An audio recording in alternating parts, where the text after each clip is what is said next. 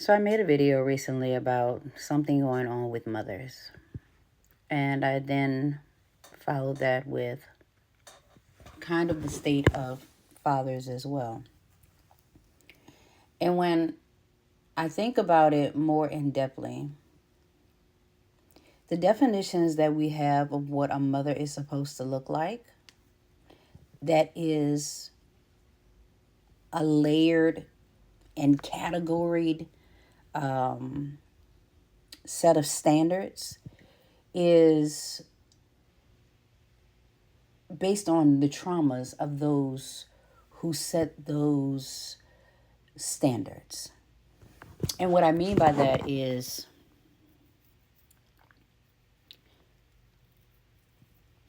a mother has been a mother since a baby came out of the womb. There are people who are mothers and nurturing.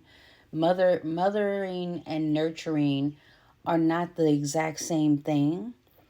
Mother implies a level of maybe not ownership to the child, but more of a connection, a deeper bloodline connection. Anyone can nurture you. But the mothering part, this thing where mothers have to be self-sacrificing, is very toxic. It's this thing where when these guidelines that have been put on how people show up is very toxic. Because there are mothers who feel like they should always show up that way.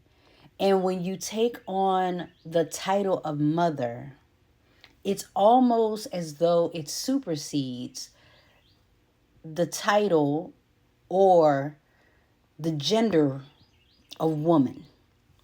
Almost as though like you become a different type of woman. And that is a standard as well.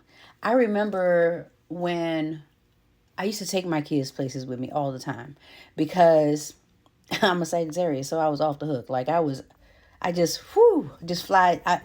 I could not, you would have thought that there was fire on my pants and that I couldn't sit down. Like I was literally everywhere with everybody all the time. Like I did not know. It was almost like somebody uncaged me. Okay. And there are times when I get like that now because I can. And can't nobody tell me I can't. But there are standards of what a mother should and should not do. I remember people telling me, well, you should be at home with your kids. Why? I'm at home with my kids all the time. And at the time, I remember my schedule was so tight that when I did go out, I literally had to get a babysitter to sit at home with my kids so that I could go out for a few hours. And even then, I had set a standard in my mind that I had heard other people say that I should be home by a certain time. So my rule was I needed to be up before my babies opened their eyes. I needed to be there by 2 a.m. And if I couldn't get there by 2 a.m., before the sun came up, before my babies opened their eyes, I needed to be present. That was a hard thing to do, especially when you having fun. And I was with groups of people and we were really like having fun. But I was a single parent who did not have a system in place because my family wasn't here. My family was not here with me. And so I not only was being held to the standard of who my mother was and who her mother was, I was judged on who my great-grandmother was and who the mothers were around me.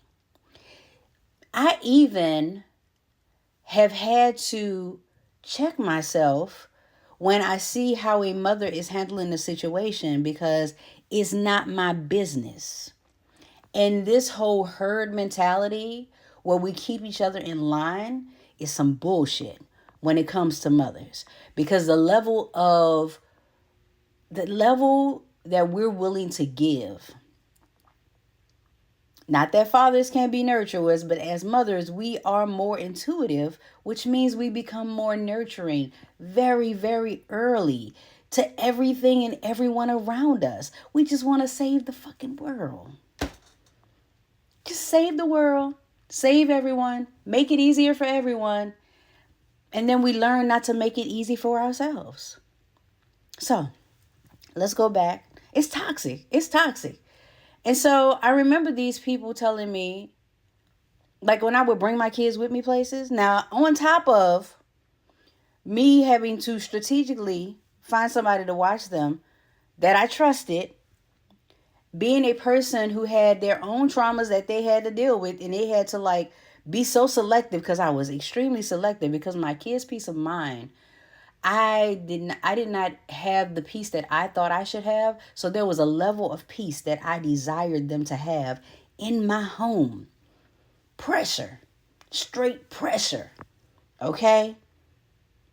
I'm thankful that I'm built the way I am, that I was built the way I was, and that I'm always getting stronger, because the average person who my mother was raising me, I could have cracked under pressure. Who my grandmother was raising my mother and raising me later, I could have cracked under pressure. We have no idea what sacrifices a person is making, and then how they're made, what they're built for. They are conditioned into it. Mothers are conditioned into motherhood. And most of the time, we be trying to convert the baby and the family to give ourselves peace of mind. And that is a very, very heavy task. Because if you end up with the wrong partner and they don't respect what it is that you need, you will suffer in a way that either is out loud or most of the time very, very silent. So people were telling me, oh, I would go places. So I would only go places that I could take my kids if I wasn't, finding somebody to watch them while they were sleeping. And I went through a 6-month period of time after I was no longer in a relationship where I wanted to go out. I just needed to burn off some. I love to dance. I love to have fun. I love to laugh. I needed to find things to do. And I would do things with my kids, but I needed things to do that were adult things. Okay. And so I just remember, like, there were also times when I ended up taking my kids with me everywhere I went. Cookouts, church events. I ended up doing only the things that I could do with my children, which kept me out of trouble. Okay? And then I would only do the things when I would go out with my friends that I knew would be able to get me home. So I had limitations even then. I was a female who had many male friends. And they didn't care. They didn't have no attachment. They had kids. They had no attachment to, I need to be home by 2:00. I need to make sure that my kids see my face when they wake up. They didn't care. And it wasn't their age, because we were various ages. I've always been timeless. It's just who I am. We would be a group of people having fun, and the women were trying to have fun, but make sure that they could get home. And then the ones who weren't was being judged by the ones who were. This is wild. And the judgments that we get as women, for women, most of the time ain't even our shit. Literally, men have said to me, well, she shouldn't do that. And I was like, why not? You do it. Why can't she do it? Well, because it's not ladylike. Who created and coined this phrase of ladylike? And why is there not a man like? Like, if I go out to a restaurant with a man and I say I shouldn't have to pay, I can tip, but he can pay. Now all of a sudden that man like becomes pressure. But ladylike goes far as hell. She shouldn't have worn that, or somebody wouldn't have raped her. She shouldn't have said that, or she wouldn't have got handled the way she did. Condoning abuse. She shouldn't have been there. Like, where does the standard not balance out? This toxicity has to stop. And we now project that onto our daughters and granddaughters. Hell no. That is out the gate. No more. Because we deserve to be free too. We all do.